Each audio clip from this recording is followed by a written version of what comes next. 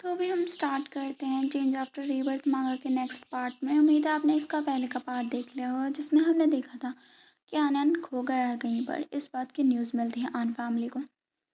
तो यहाँ पर होता है यंजन हॉस्पिटल में और वो उठता है तो गुफी उसे उठाता है और उससे पूछता है कि तुम उठ गए, तो वो यस में आंसर करता है।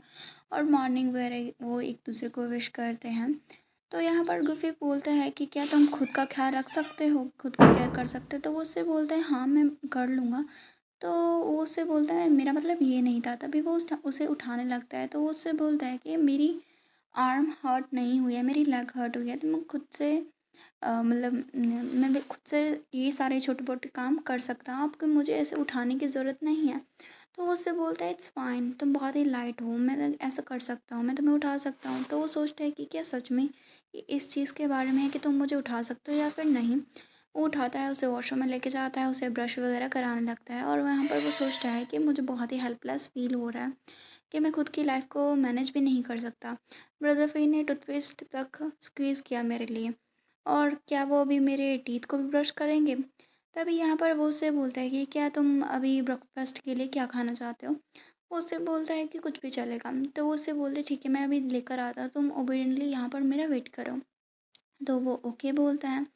यहाँ पर 5 मिनट हो जाते हैं और वो वॉशरूम से बाहर आता है और सोचता है कि ब्रदर मैं यहाँ वॉशरूम में हूँ, तुम इतना जल्दी फास्टली क्यों आ गए? तभी वो देखता है पीछे मुड़ के कि वहाँ पर आनंद होता है। तो वो उससे बोलता है यंजन अभी वो यहाँ पर क्या करने के लिए आया है वो हमें आगे पता चलेगा। तो उसे देख के वो स्टर्न हो जाता है, बोलता है कि तुम यहाँ पर क्या कर रहे हो?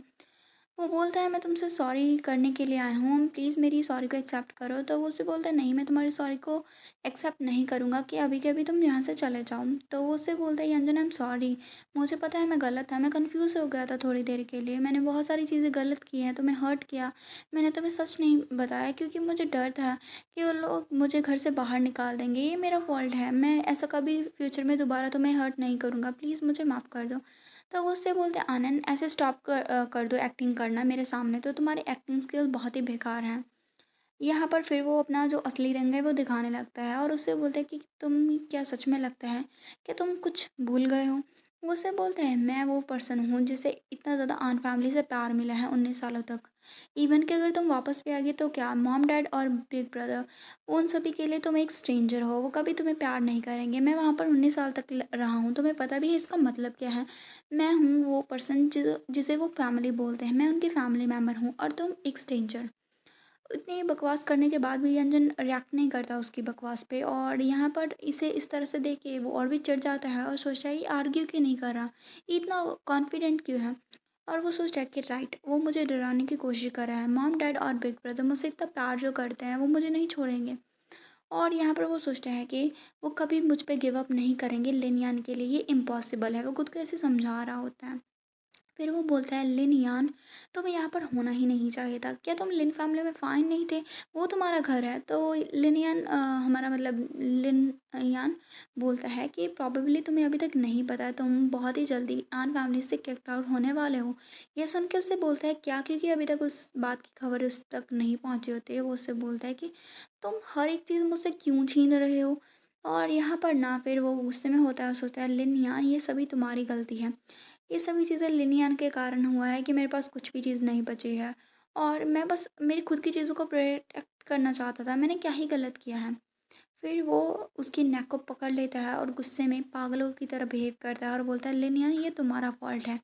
तभी हम देखते हैं वो उसके गले को बहुत ही ज़ोर से दबाने लगता है, उसकी नस बाहर आने लगती है। हाँ, और इसके साथ हमारा ये चैप्टर फिनिश होता है।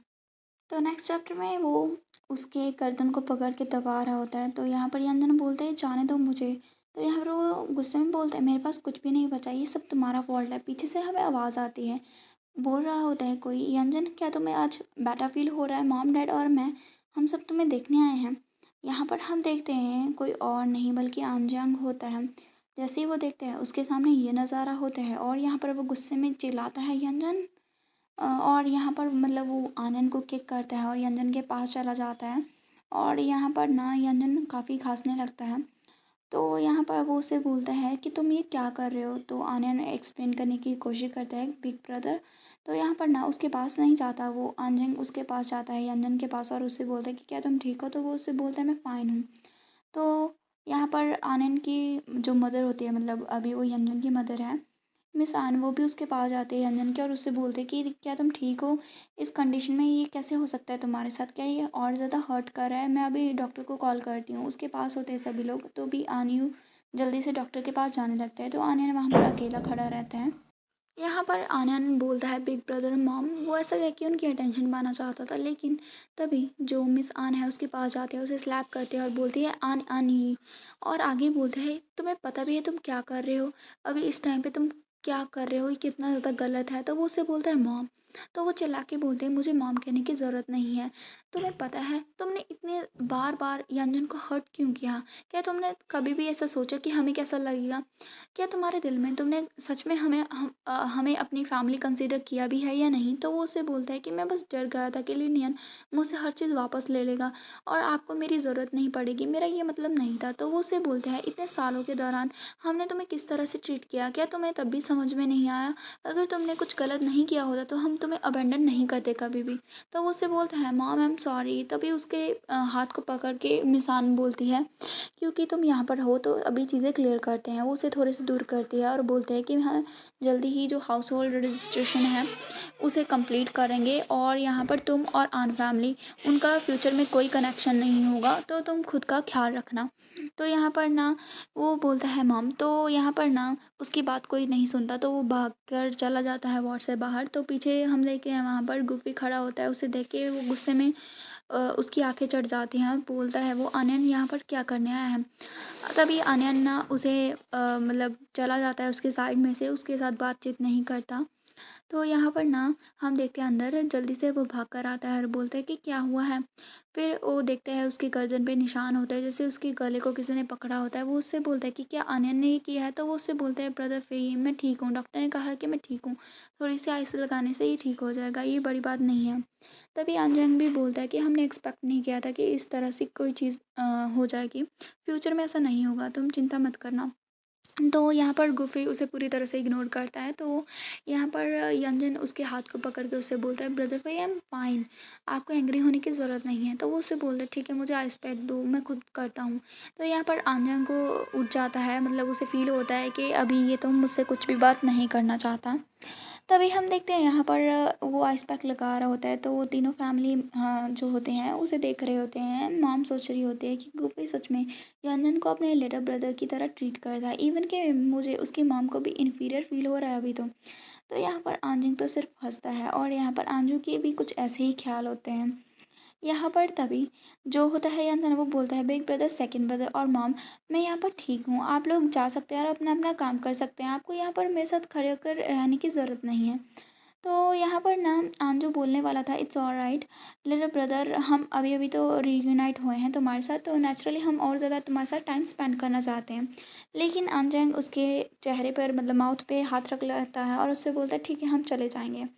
और यहाँ पर वो सोचता है कि क्या तुमने नहीं सुना, हमारा लिटिल ब्रदर हमसे बोल रहा है कि हम चले जाएं, वो हमें यहाँ से भगाने की कोशिश कर रहा है। तुम इतने ग्रोन अप हो चुके हो फिर भी तुम्हारे अंदर ये जो चीज़ें हैं वो क्यों नहीं आती? वो अपने भाई को ऐसा कहना चाहता है। तभी वो अपनी मॉम को बोलता है मॉम तुमने कहा था ना कि आप चिकन सूप वगैरह बनाना चाहते हैं यंजन के लिए, तो चलो चलते हैं इंग्रेडिएंट लेने के लिए। तो वो ओके बोलते हैं। पीछे से वो दोनों रह जाते हैं। तो गुफी उससे बोलता है यंजन तुम कब प्लान कर रहे हो आन फैमिली में रिटर्न होने का? तो उससे बोलता है मुझे नहीं पता। और वो सोचता है मॉम डैड के कहने से तो ऐसा लगता है कि वो जितना जल्दी हो जाए उतना ही बेटर होगा, लेकिन अगर मैं मूव आउट हो गया तो मुझे बहुत ही कम टाइम मिलेगा ब्रदर फे के साथ स्पेंड करने के लिए। तो यहाँ पर ब्रदर फे उससे बोलते हैं यंजन तुम मेरी प्लेस पे रह सकते हो अभी के लिए, मैं तुम्हारे टेक केयर कर सकता हूँ और तुम वापस जा सकते हो जब तुम हील हो जाओगे, अभी भी ज़्यादा लेट नहीं हुआ है।